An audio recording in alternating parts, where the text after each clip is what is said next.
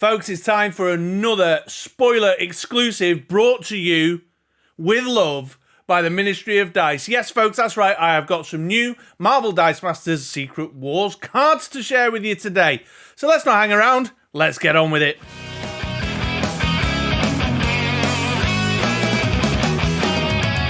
Yes, folks, hello, welcome.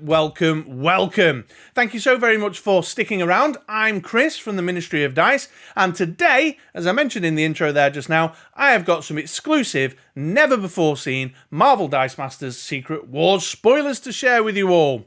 Woo! I'm very juiced up about this one, actually, folks, for a couple of reasons. I don't know if you've picked up on the rather unsubtle hint in the presentation screen there, but this is a character that I have a soft spot for reasons that will become apparent. But I've also got a full character reveal, all rarities of this one single character that's appearing in the Secret Wars set. So that's like Inception spoiler layer number 2.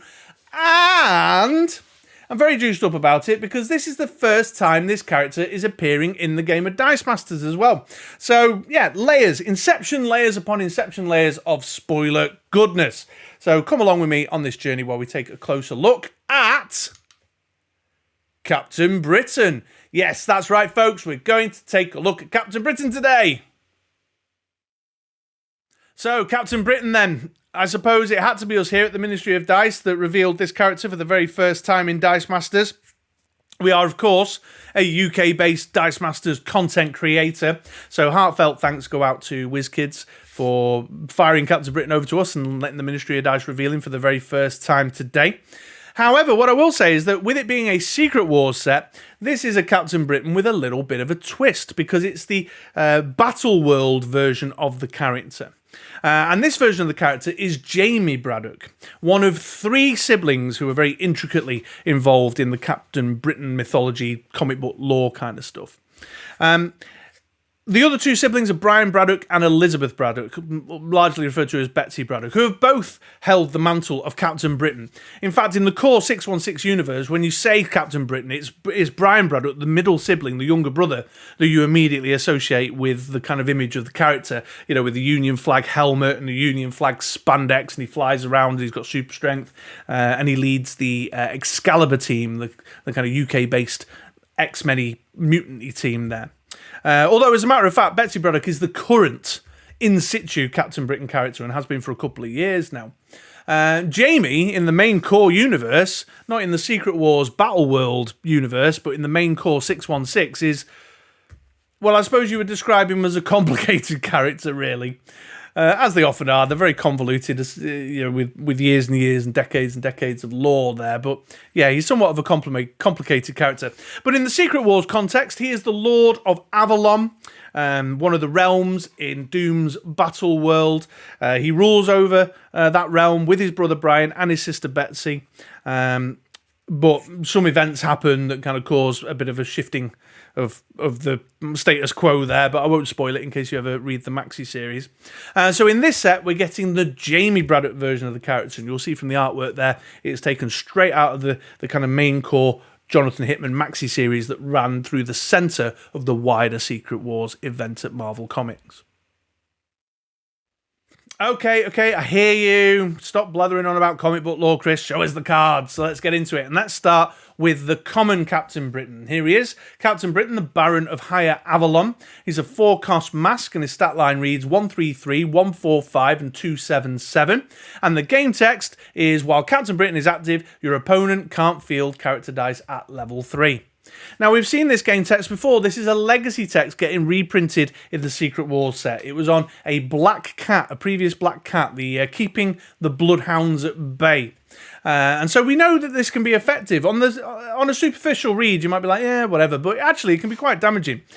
As a random patented Chris tangent for a moment, my mate Seth, who you may have heard me speak about before on the podcast, he used to play a terribly oppressive combo with the Black Cat that prevented you from fielding level 3 characters, and the super rare Triceratops from one of the D&D sets. Tomb of Annihilation, I think.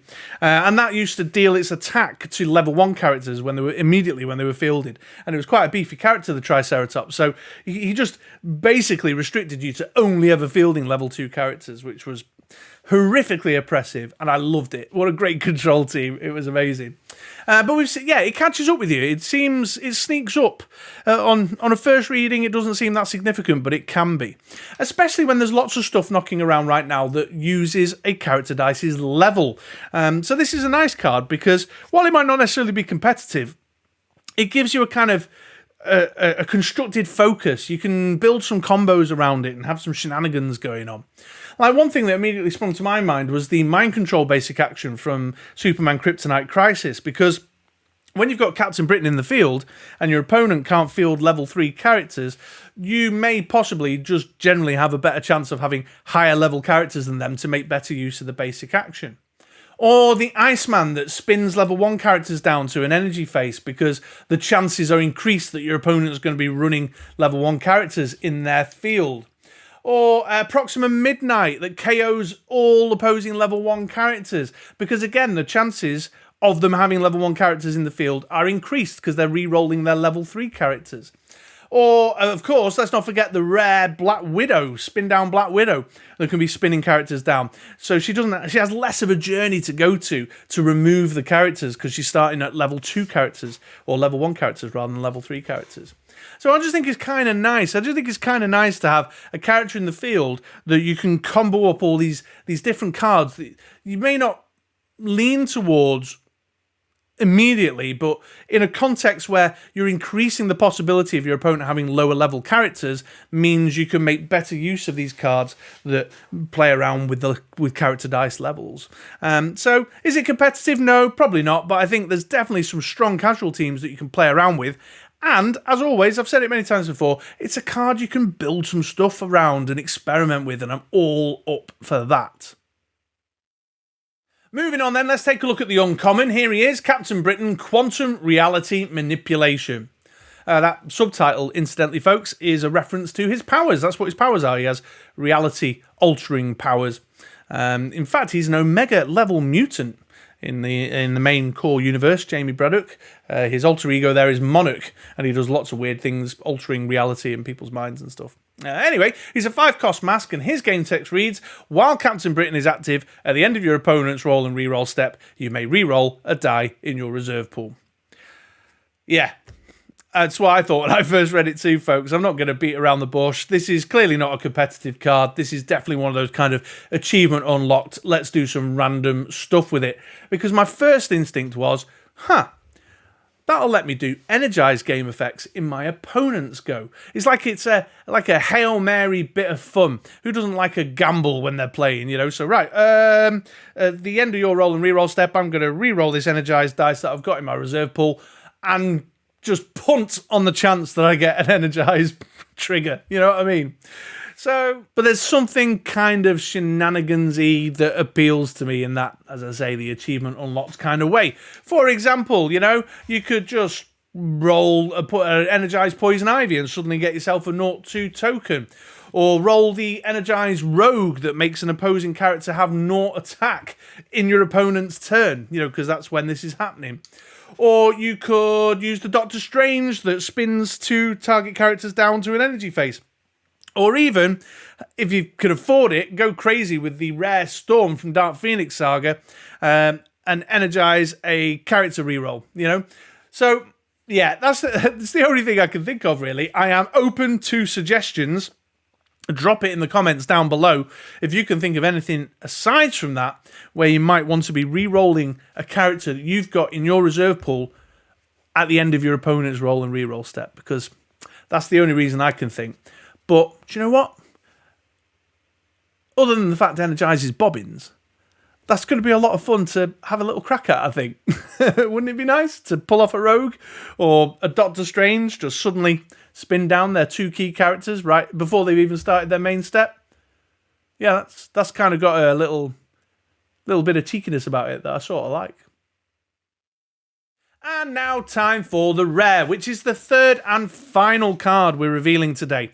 There isn't a super rare Captain Britain, just the common, uncommon, and rare. So here he is, Captain Britain Sorcerer. This one's a 5-cost, and his game text reads, while Captain Britain is active, when you use an action die, the next die you purchase this turn costs 2 less to a minimum of 1. So it's a ramp card, basically. You need to combo it up with an action or a basic action. We've not seen all the basic actions in Secret Wars to know if there's anything that's a particular juicy combo with this guy, but certainly in the pool of actions and basic actions that we've got right now, my head went to the ramp basic actions, like Big Entrance, Investigation, Daily Planet, the investigative journalism. In fact, Big Entrance and investigative journalism interests me specifically with this guy. Big Entrance, so you get your Captain Britain out, then you fire off a Big Entrance, and you're getting a discount of 2 from Captain Britain, you're getting a discount of 1 from Big Entrance, and the dice you buy go straight to the bag. That's pretty cool. I mean, it's not competitive by any stretch of the imagination, but in a kind of casual kitchen table setup, playing casual, that's getting a 5-cost character and a 3-cost basic action to have some kind of crazy mega ramp. It's not out of the realms of possibility at all. It's not all that much of a stretch. In fact, I go so far as to say, imagine using him with investigative journalism. So you've got Captain Britain out in the field, you fire off an investigative journalism, you draw 4, you put 1 in prep, you roll 3, and you've got loads of dice to spend, and you're getting a discount on your next die purchase of 2. Yeah, please, bring it on. So, I mean, that's an intensive kind of investment to invest in your ramp, but still, it's something that it's a bit cheeky. I kind of like cheeky stuff. It appeals to me. I can build around it. I can mess around with it. That's as far as I kind of got in terms of exploring in my head what you could use with that. There's no shortage of cheap 1 or 2 cost actions and basic actions that you could just kind of spam to get the discount and maybe have the odd additional benefit here or there from their own game effects. But that's where my head went to, like going for a mega ramp situation where you've got Captain Britain giving your next die purchase a discount of 2 and then throwing it into the mix with a rampy basic action, so alongside the discount you've also got mega spends to go with it. However, I'll say again, drop down in the comments below, what's your first instinct reaction to that? What basic action or action do you reckon might be a bit fun and juicy to play with that Captain Britain? I'd be interested to hear. And keep your eyes peeled, folks, for more basic action reveals from the Secret Wars set itself that may be giving something a little bit more juicy. And let's not forget that in the draft context, that might be a way to go just to give yourself some ways and means of buying your bigger dice from the set, because we know there's some big fat 6 and 7 costs knocking around in Secret Wars. Well, there we go then, folks. That brings us to the end. I hope you enjoyed that little whistle-stop tour of the brand new Captain Britain character for Dice Masters, first appearing in the Secret Wars set there.